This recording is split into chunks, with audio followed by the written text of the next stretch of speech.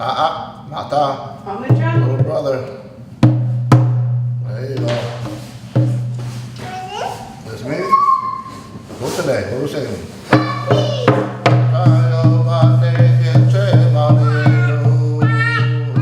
As a tribe, we have improved. But when it comes to our children and our culture and our ability to teach our culture and our traditions, because we are assimilating into the Western world or America, some of our values have gotten lost.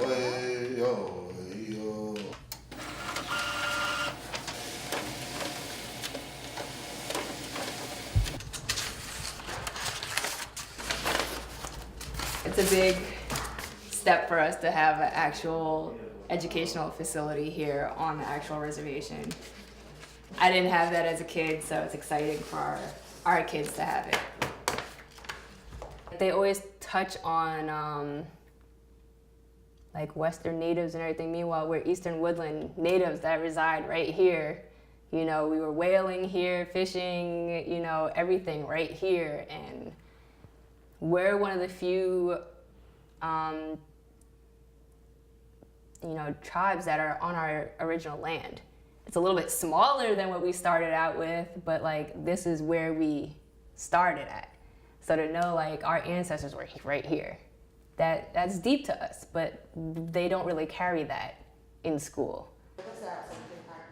There's a benefit to being raised or to being taught in your own community and being taught your own traditions and your own culture in your own community. And we've talked about what those benefits are and what they could be for our kids and how we would like to see that. And we would like to have that happen. And here we are in 2017 and it is actually happening. The good morning train is coming, how are you? Choo-choo! The good morning train is coming, how are you? Choo-choo! The good morning train is coming, the good morning train is coming, the good morning train is coming, how are you? Choo-choo! And we say good morning to Milan, how are you? Choo-choo! We say good morning to Mason, how are you? Choo-choo! We say good morning to Matthew, and we say good morning to Nazel Gorilla. Everybody, let's Right. go to the potty. No. You sure? No. Ready, friends? Is this Siwampy? No. Is this Oshkoshki? Yes. Yes. Is Musqueam? Yes. Musqueam. The Shinnecock language has not been spoken fluently for over 100 years. And there have been a few words that have continued till this day that some families remember being spoken in the homes. But now we have to expand that language, you know, and we're ready to learn more and to grow it so that we can maybe in the next few generations have a fluent speaker. So what makes Shinnecock different from the more familiar languages? These were the Indians who were first met by Europeans when the Europeans arrived, mainly English people arrived. And so they were the first to lose their language. The process just started earlier. There would have been no incentive for an Indian who spoke the language to admit to outsiders that they could speak the language, because throughout the United States and other places too, people were punished for speaking the language, and kids sent to boarding schools were punished for speaking their native language.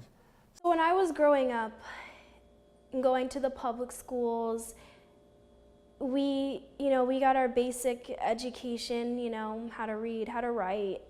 We weren't very exposed to cultures at all. I mean, you learn about the slaves. Maybe you'll learn about Sacagawea. You're learning about the glaciers and how the land was created. You're learning about when the colonists, you know, the pilgrims came over and started building their homes and things like that. But who came before them? Who was here before they were here? That was us, Shinnecock specifically.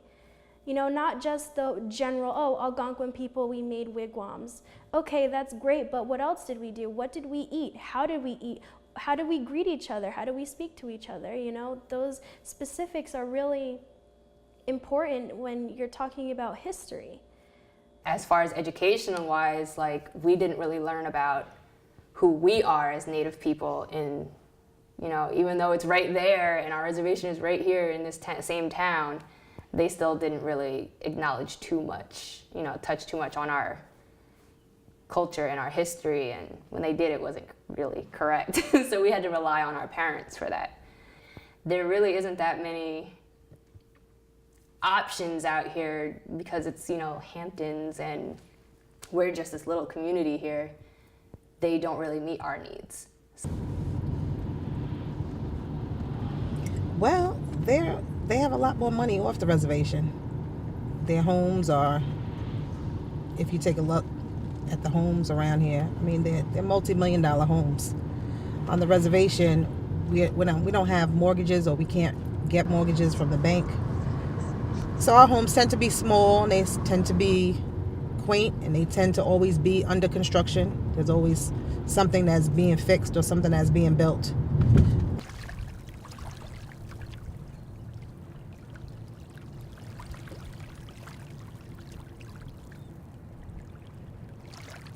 The reservation on the Shinnecock Bay is called the Neck. And we got pushed onto the Neck in 1859. And all of this is preserved, so nobody's supposed to build in this area, which is really nice for the people who live on Dune Road, because when they look across the bay, they see the reservation and they see it still in its natural habitat, its natural state. When we look across to the ocean side, we get to see all of their multi-million-dollar houses, and that's how you know it's not the reservation any longer.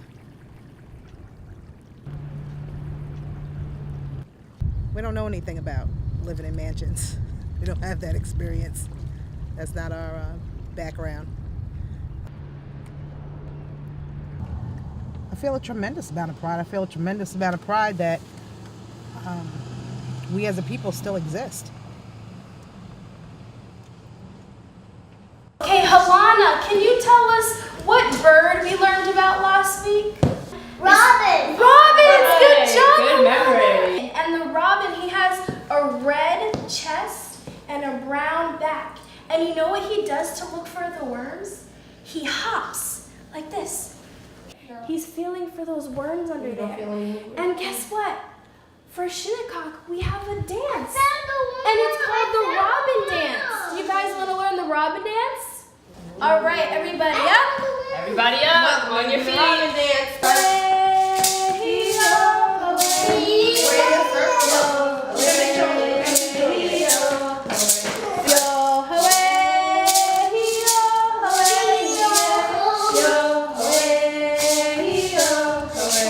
You'll get a turn with the rattle if you show me you can do the dance first, all right?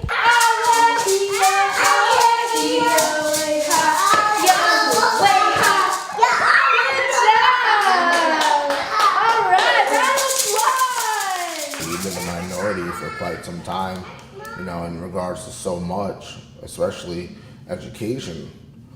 The culture is what they took first. The lack of culture itself is the thing that is tearing our nation apart.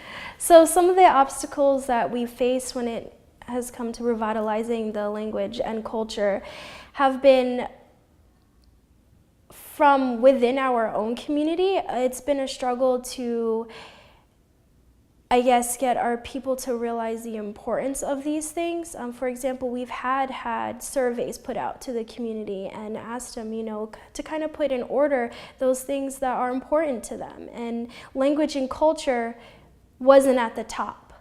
Sometimes a lot of youth don't think it's cool anymore to go to powwow, to dress, to, you know, learn your language. It's just, it's difficult to hang on to that grounding when you're exposed to so many different people that are not like you. Okay, listen up, listening ears. On with Chanam, Weesui. If you have Weesui, raise your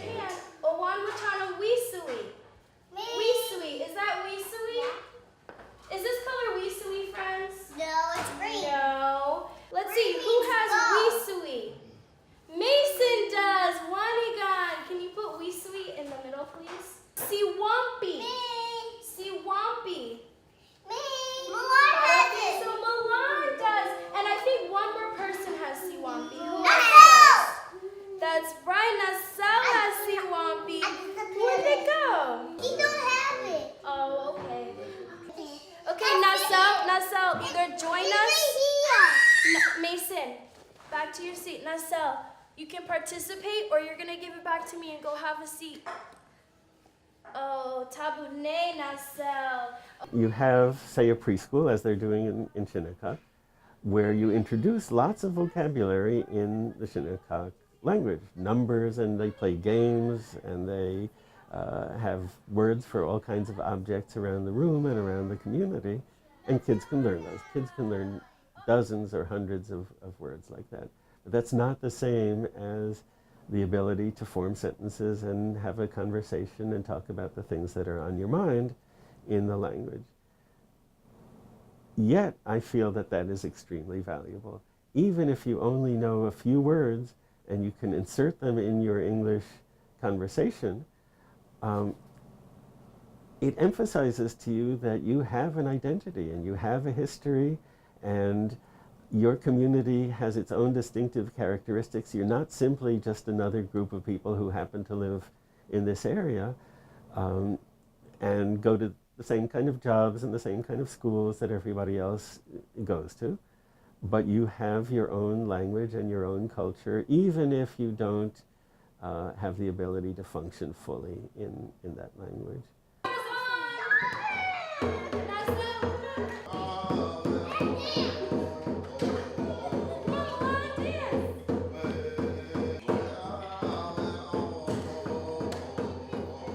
You have to really bring back the culture. You have to call those ancestors.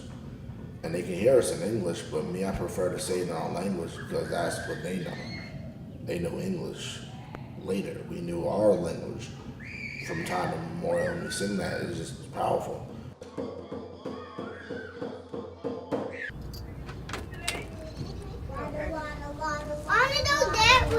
All right, friends, let's grab hands. Everybody find a partner. I want to go that way. Hold hands. Can I grab his hand? Okay. We've been through so much oppression. Now it's time for us to fight back, and fighting back means strengthening our identities.